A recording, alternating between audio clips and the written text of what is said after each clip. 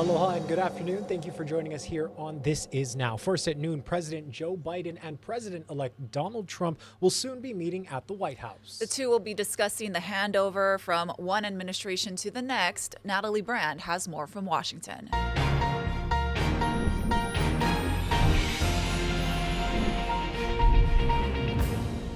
President Biden, surrounded by staffers and cabinet members, reflected on Tuesday's election and said his administration will ensure a peaceful transfer of power. We accept the choice the country made.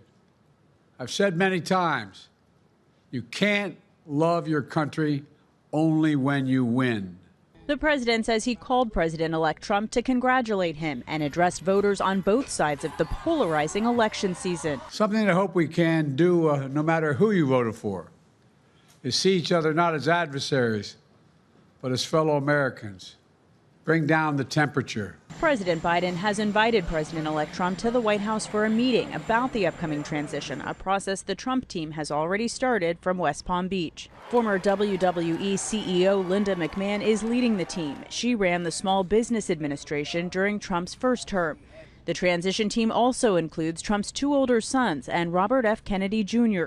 In Washington, the president-elect will be bolstered by a Republican-controlled Senate and possibly a GOP House, too, with races still being decided. It gives us I think President Trump and Republicans in Congress, and hopefully we get not only the Senate but the House, a mandate to do some really good things for this country. As Trump prepares for a second administration, CBS News has learned the Department of Justice and Special Counsel Jack Smith's office are discussing how to wind down the federal cases against him. The DOJ has a long-standing policy against prosecuting a sitting president. Natalie Brand, CBS News, the White House. Russian President Vladimir Putin today congratulated Donald Trump on his victory, Putin's first public comment on the outcome of the U.S. election. The remark came during an international forum following a speech in the Black Sea resort of Sochi. Putin added that what Trump has said about, quote, the desire to restore relations with Russia to help end the Ukrainian crisis, in my opinion, deserves attention at least, end quote. The Kremlin earlier welcomed Trump's claim that he could negotiate an end to the conflict in Ukraine in 24 hours, but emphasized that it will wait for concrete policy steps. As to what he expects from a second Trump presidency, Putin said, quote, I don't know what will happen now. I have no idea. Meanwhile, Chinese President Xi Jinping told Mr. Trump today that they must find a way to get along. This was an immediate nod to the long frayed relations between the two rival superpowers. Janice Mackey-Freyer reports from Beijing. When Xi Jinping sent congratulations to Donald Trump, he took the message a step further, and he urged the U.S. to, quote, properly manage differences and reminded Trump of the importance of stable economic relations. China's economy is hurting right now, and the leadership here doesn't have a lot of wiggle room. Exports have been propping up China's economy since COVID. Consumer spending is weak, and businesses aren't investing either. So a new wave of tariffs with one of its largest trading partners is no small matter for Beijing, at a time when there are trade winds with Europe, too. Chinese officials could see Elon Musk as a potential buffer if he assumes an advisory role with Trump. Musk has deep business interests here that he would be looking to protect from icy ties or even decoupling of the two economies. Trump will have China hawks on his trade team, but expect Elon Musk to be talking to him about China too. The election was actually very closely watched here, not only by China's government, which is preparing for Trump 2.0, but among Chinese people. The topic had 18 billion views on social media, not because they had any stake or believed either candidate was going to be good for China.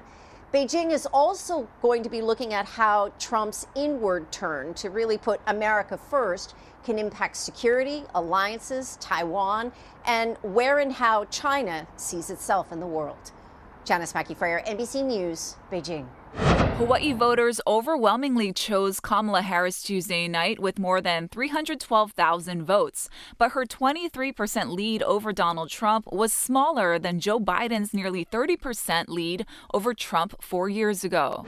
Mr. Trump will be sworn into office on Monday, January 20th. Eddie Dowd has a closer look at how some of his policies may affect Hawaii. Although Hawaii's state government is run largely by Democrats, it is impacted by the federal government, and there are proposed policies that could affect us here at home. As Hawaii tops another list of the most expensive states, the motivation for many voters is clear. The cost of living, inflation is just, it's beyond, it's increased significantly. Donald Trump has said he will fix it, and on Wednesday, a vote of confidence on Wall Street sent stocks shooting up. This is now going to translate into his administration to kind of pick up from where we left off and continue to keep that momentum going. But Trump is also proposing a new tariff on imported goods to promote American-made products. And experts say that it will increase prices of international goods and could lead to higher rates. I mean, we're still dependent on goods imported through the United States, and so any kind of tariffs or custom duties would also affect Hawaii for sure. In his second term, Trump also aims to increase U.S. oil and gas production to lower prices. The Sierra Club of Hawaii believes he would be doing that by rolling back environmental protections. We are the last, potential generation that can actually do something before we hit all the tipping points and crisis we're facing becomes completely irreversible. Some are worried about LGBTQ+ rights. Trump's website states, "Keep men out of women's sports." Wendy Wink has provided transgender service support in Hawaii for 10 years. The people that I love, the people that I'm closest to, are generally transgender, and I see them losing everything they've gained. Trump has also vowed to wipe out diversity hiring requirements. I will eliminate all diversity, equity, and inclusion programs across the entire federal government. Trump is also calling for the largest mass deportation program in history. Hawaii nonprofit The Legal Clinic says 20% of Hawaii residents are immigrants. And overseas, the U.S. already has given more than $170 billion to Ukraine in its battle against Russia. Trump has said he could have the war ended within 24 hours.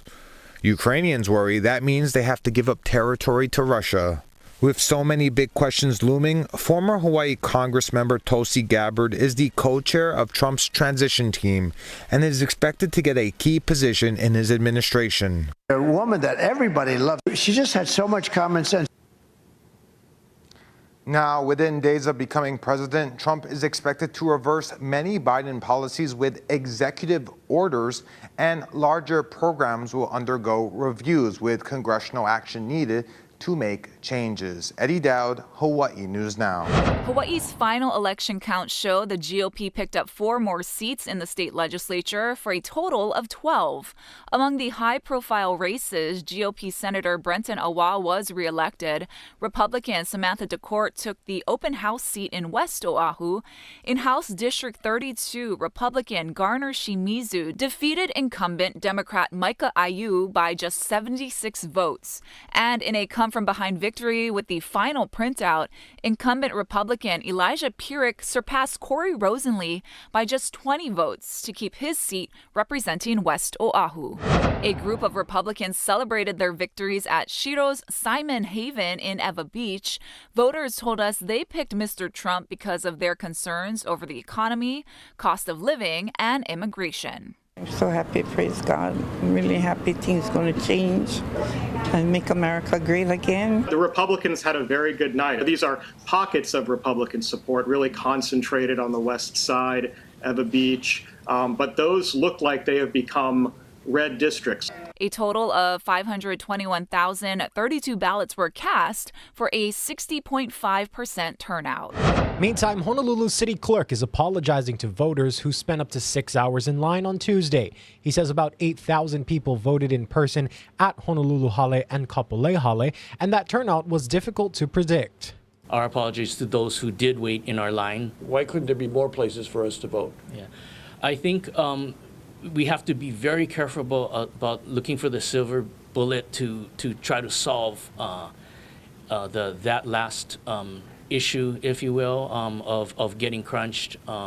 Because if we set up more sites, so to speak, you're only as good as the site that closes up last, right? The clerk said he believes the city council provides enough resources to handle elections, but the council chair is planning a briefing on the matter in June. Meanwhile, the Federal Reserve cut its key interest rate by a quarter point in response to the steady decline in the once high inflation that had angered Americans and helped drive Donald Trump's presidential election victory. The rate cuts follow a larger half-point reduction in September, and it reflects the Fed's renewed focus on supporting the job market as well as fighting inflation, which now barely exceeds the central bank's 2% target. Thursday's move reduces the Fed's benchmark rate to about 4.6%, down from 4 decade highs of 5.3% before September's meeting.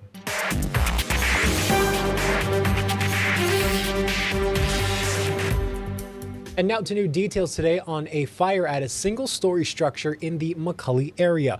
The call came in around 2:30 this morning. We're told it happened on Malanay Street. It took crews about an hour to put out the fire. No one was inside that house at the time, and there were no reported injuries. The cause of the fire is under investigation. Also happening now, hundreds of healthcare workers at 3 Maui County hospitals are returning to work after a planned 3-day strike. They gathered outside the hospital before walking in at 7 a.m. About 900 employees at Maui Memorial, Kula Hospital, and Lanai Community Hospital walked off the job on Monday. Both sides are expected to return to the bargaining table on November 14th. And it's time for our weekly crime roundup. Joining us now is Honolulu Crime Stopper Sergeant Chris Kim. What do you have for us today? Got these 3 cases I want to highlight. The first case of criminal trespass in the first degree on Friday, September 6, 2024, at about 3 o'clock a.m. These 2 males went onto the Nanakuli Elementary School property after hours and then took property. They're both described as unknown local males. Our second case is a theft in the 4th degree. On Wednesday, October 9, 2024, at about 1:11 p.m., this male and female entered a retail establishment over at the Kahala Mall and stole property. Both suspects are being described as one unknown female and the second an unknown male. Our third case is a theft in the 2nd degree. On Monday, October 21st, 2024, at about 3:15 p.m., this male entered the Guitar Center in the Pearl Highlands Center and stole a professional digital drum set. He's being described as an unknown male. All 3 cases we talked about today can be seen over at the www.honolulupd.org website, bottom left-hand corner under Wanted Persons. If you have any information regarding these people, please contact us at Crime Stoppers at 808-955-8300 or via the P3 Tips app available on your smartphone or tablet. And Sergeant Kim, as we enter the holiday season, shopping season, any tips for our viewers on how to stay safe? I think just remain vigilant. Oftentimes we have a lot of people out there that are looking for crimes of opportunity. Make sure that you don't carry around large amounts of cash. Use the buddy system. But also these people that own or retail establishments, do your due diligence in hiring extra security, maybe having that talk with employees as well as maybe not confronting shoplifters. We've seen cases where these shoplifters do become violent or they brandish weapons.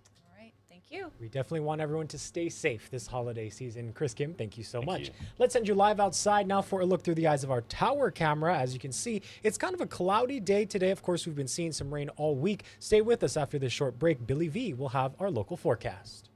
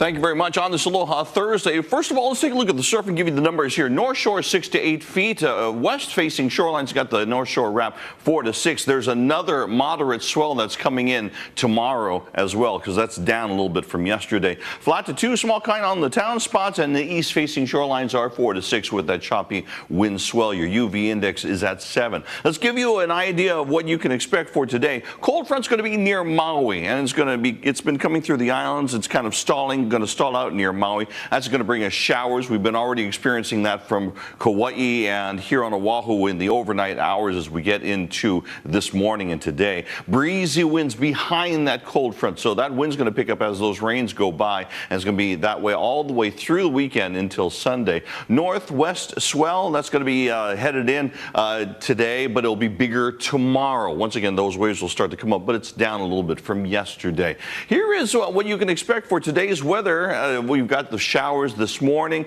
We may get a little peekaboo of the sunshine, but we've got more rain on the way as we go throughout the day. Those winds are going to pick up to about 10 to 20 miles per hour. Daytime high going to be about 82 degrees or so on the cooler side, of course. Now, here's your 7-day forecast. Today, northeasterly winds 15 to 20 miles per hour. We'll get that today, tomorrow. As we get into the weekend, easterly winds, there's going to be more rain in that trade wind flow, so we can expect that as we go through the weekend. As we get towards Monday, Tuesday, and Wednesday, look at those winds. They're going to pick up 15 to 20 plus, 20 to 25 plus miles per hour. We've got some nice wet weather. We do need the rain in some spots, and some other spots, well, we could use a little bit more sunshine. But your 7-day forecast here on Hawaii News Now. Some of the best LPGA athletes are competing in round 2 of the Lotte Championship today. There's a lot of eyes on the competition with a $3 million purse and some notable local players. Casey Lund has more from Ho'okale. Aloha from Ho'okale Country Club and the Lotte Championship. We are so grateful to be here. It has been such a beautiful day.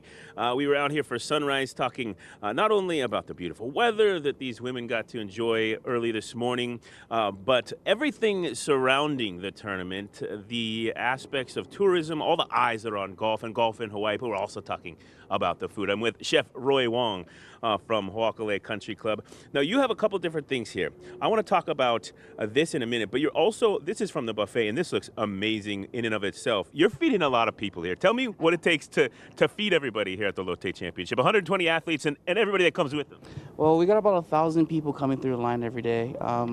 So it takes a coordinated effort amongst my staff. I have guys coming in the morning and maybe like a little bit later in the morning, and we're just pounding out food the whole time.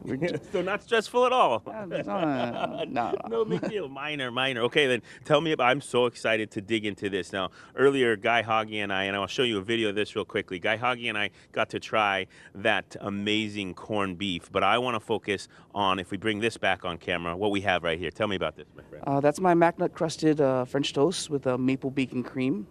So I have some lightly toasted McNut and panko that I crust my French toast in, and I have my own signature maple bacon cream sauce that I put underneath it. Let's give this a try. I'm so excited for this.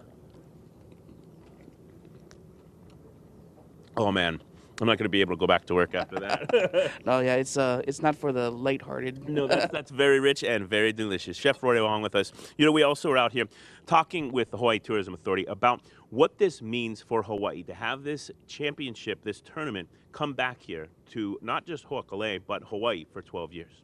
You know, this is the 12th year for the tournament in Hawaii. It's our 3rd year partnering with the LPGA to bring this here.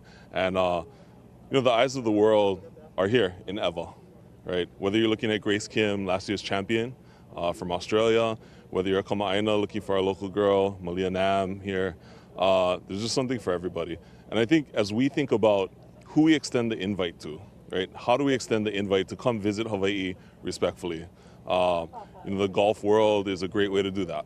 The city and county of Honolulu also has a presence for the first time at the Lotte Championship. They're going to be issuing municipal golf ID cards right here on the course. We're going to do it for 2 hours on Friday and 2 hours on Saturday from 10 a.m. to 12 p.m. If you have the qualifications to make your golf ID card, we'll make it on the spot. If you need to know about the qualifications, you can visit our website at golf.honolulu.gov. Everybody plays at our municipal golf courses, and especially the juniors, and we really want to showcase the free junior golf component And, with Malia Nam playing in this tournament, starting off at a municipal golf course is what better place to be than here, right? Again, you can check them out both Friday and Saturday to get your municipal golf course. We want to thank Ho'akalei for having us a beautiful day here for the second round of the Lotte Championships. We'll send things back to you for now. In today's news from the feeds, climate scientists say 2024 will almost certainly be the hottest record on year for a second year in a row now. And the searing statistics come on the heels of Donald Trump's win, and there's much concern on how his presidency will affect global climate change. CBS's Tina Kraus reports. Look no further than Japan's famous Mount Fuji to see how record heat is changing the landscape. Snow finally fell on the picturesque peak this week, about a month late, the slowest snowfall in 130 years. It's beautiful with the snow, and that was kind of what our expectations were coming. Climate scientists say 2024 is set to be the hottest ever, shattering heat records just like last year. The torrid trends come ahead of next week's COP29 United Nations Climate Change Conference. And some leaders worry President-elect Donald Trump's return to the White House could slow global climate action. This election result, we really get very concerned that all the talks are now going to be what will happen in the absence of the U.S. Trump has called climate change a hoax and is promising to boost oil drilling and production. Climate experts say severe droughts, devastating hurricanes, and relentless rain like the floods that hit Spain last week signal more climate chaos to come. There is very strong evidence suggesting that many of these extreme events have become more intense because of climate change. Climate researchers say data clearly shows cutting greenhouse gases from the atmosphere is the only way to protect the planet and break the world's scorching heat streaks. Tina Kraus, CBS News, London. In today's good news now, we're going to be checking out some adorable animals. One couple in Minnesota recently traded in the big city life for farm life. John Lawrenstein has more on their story. Diesel is a cooney pig. He's the little guy in the middle that's spotted. A visit to Brett and Kelly McNally's farm is like a visit to a zoo. There are sheep, goats, cats, and if you want to talk to the McNallys, you have to get past the cattle. We have Highland cattle. This is Savannah and Sweet Pea. As social as these guys are, the farm really belongs to one animal. We're coming, babies! Good morning, babies! A couple years ago, Brett and Kelly left city life for country living, in part because they wanted to find a place to raise both mammoth donkeys and mini donkeys. One day, my daughter sent me this video about donkeys, about this girl and this donkey, and I totally fell in love. We are very spontaneous people, generally speaking, so we just kind of rolled with it. That meant learning about donkey farming on the fly. They quickly found out the animals build close bonds with people. Look at that. Veterinarians even say they become depressed when they're by themselves.